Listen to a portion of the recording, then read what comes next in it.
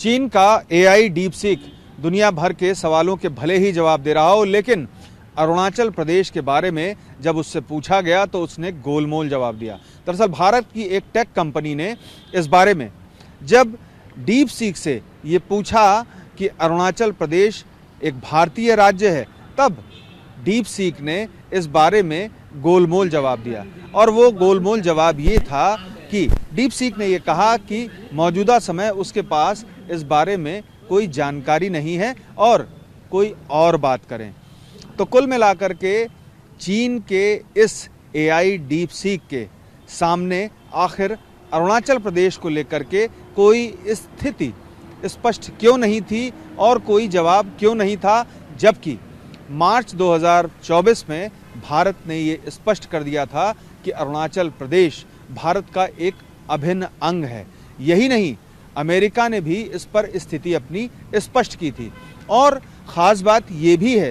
कि चीन लगातार अरुणाचल प्रदेश पर अपना दावा करता रहा है, लेकिन भारत का जो अभिन्न अंग है उसको लेकर के भारत अपनी स्थिति समय समय पर स्पष्ट करता रहा है और 2024 में भी स्पष्ट की है। दुनिया भर में जब डीपसीक ने धूम मचाई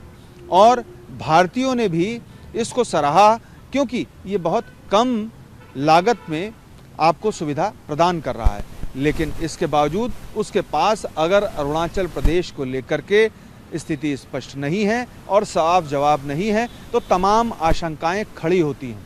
यही वजह थी कि जब सोशल मीडिया पर ये पोस्ट भारत की टेक कंपनी ने डाला कि जो सवाल उसकी ओर से अरुणाचल प्रदेश को लेकर के डीपसीक से पूछा गया और उस पर जो गोलमोल जवाब आया, तब भारतीयों ने खासी नाराज़गी जताई कि आखिर एक एआई जिसका नाम डीपसीक है और जो चीन का है, वो ऐसा जवाब कैसे दे सकता है कि उसके पास मौजूदा समय अरुणाचल प्रदेश को लेकर के जानकारी ही नहीं है और वो और किसी मुद्दे पर चर्चा करना चाहता है, लेकिन इस मुद्दे पर नहीं। तो कुल मिलाकर के डीपसीक जहां दुनिया भर में बाज़ारों को गिरा रहा है, तमाम दुनिया भर की जो टेक कंपनियां हैं उन पर दावेदारी जो थी उनकी बाज़ार में, उसको कम कर रहा है और अपनी दावेदारी को मजबूत कर रहा है। इस दौर में अगर वो अरुणाचल प्रदेश पर साफ जवाब नहीं दे पाता, स्थिति स्पष्ट नहीं कर पाता, तो जाहिर सी बात है कि तमाम सवाल खड़े होंगे और आशंकाएं जन्म लेंगी कि कहीं ये एआई डीपसीक पूर्वाग्रह से ग्रसित तो नहीं है। पीयूष पांडे, TV9 भारतवर्ष, नई दिल्ली।